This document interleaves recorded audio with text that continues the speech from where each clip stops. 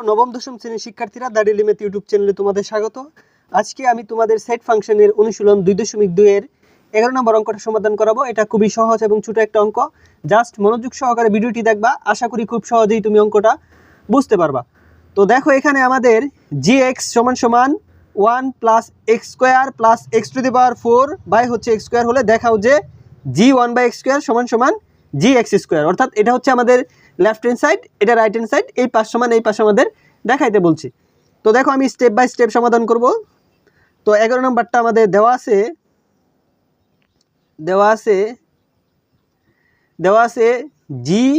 gx = হচ্ছে 1 + x² + x to the power 4 আর হচ্ছে by x²। তো এটা আমাদের দেওয়া আছে। তো এখন আমরা প্রথমে সুতরাং কি করব, g1/x² এর মানটা বের করব। তো প্রথমে আমরা এই অংশটা সমাধান করব, তারপরে এই অংশটা দেখব আমরা left hand side = right hand side দেখাইতে পারি কিনা। তো দেখো এখানে আমরা এখানে সমাধান করতেছি 1 এর 1, তারপরে হচ্ছে প্লাসের প্লাস, আর এই x এর বদলি 1/x², তার উপরে স্কোয়ার আছে স্কোয়ার, প্লাস x এর এই x এর বদলি হচ্ছে আমাদের 1/x², তার উপর হচ্ছে 4।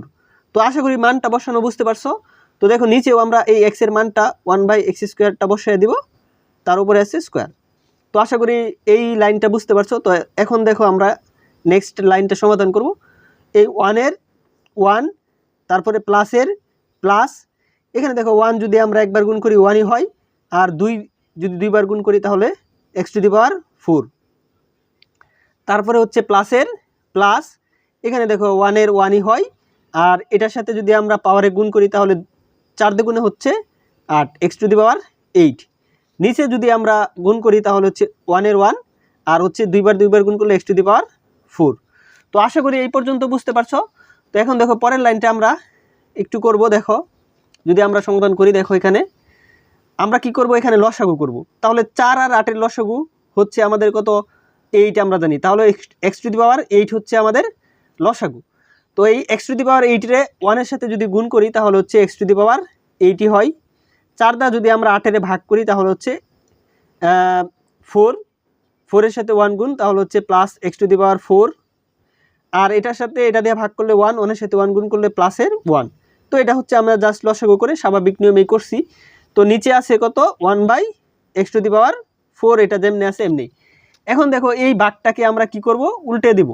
তো এই ভাগটাকে যদি আমরা উল্টে দেই তাহলে কি হয়, দেখো x টু দি পাওয়ার 8 ঠিকই থাকবে, plus x to the power 4 plus হচ্ছে 1, নিচে হচ্ছে x টু দি পাওয়ার 8, আর এটা উপরে চলে যাবে, ভাগটা গুণ হয়ে x টু দি পাওয়ার 4টা উপরে চলে যাবে, নিচে চলে যাবে 1।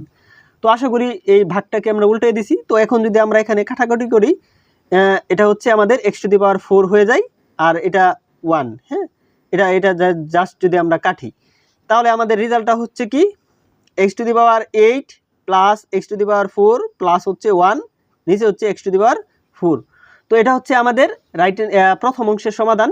তো এখন এটা আমাদের রেজাল্ট আসছে। এখন যদি আমরা এই পাশে একটু করার চেষ্টা করি, gx² এর মানটা যদি আমরা বের করি, তাহলে gx² মানটা যদি আমরা বের করি, এখন আমরা একটু ওই পাশে করব।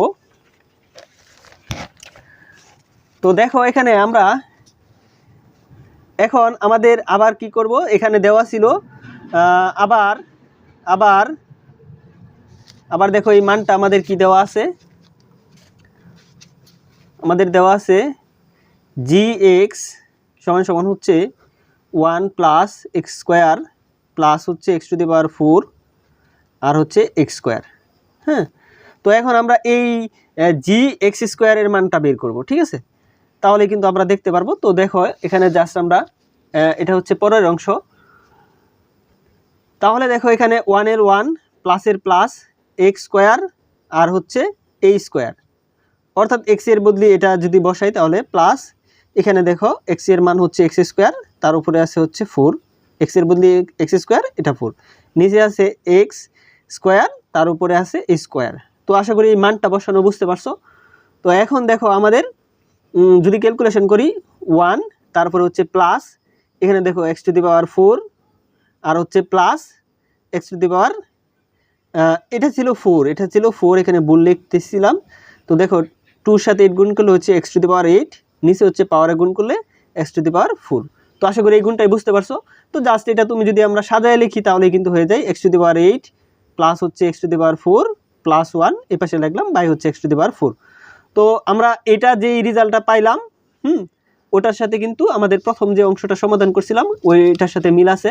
তো আমরা লিখতে পারি সুতরাং g1/x² সমান হচ্ছে আমাদের হচ্ছে gx²। তো এটা হচ্ছে আমাদের দেখানো হলো। তো তুমি অবশ্যই খাতা কলম নিয়ে অঙ্কটা করবা, তাহলে কিন্তু স্টেপ বাই স্টেপ প্রত্যেকটা লাইন সহজেই বুঝতে পারবা। তো পরবর্তী ভিডিওর জন্য অবশ্যই চ্যানেলটিকে সাবস্ক্রাইব করে পাশে থাকবা। Thank you watching for this video.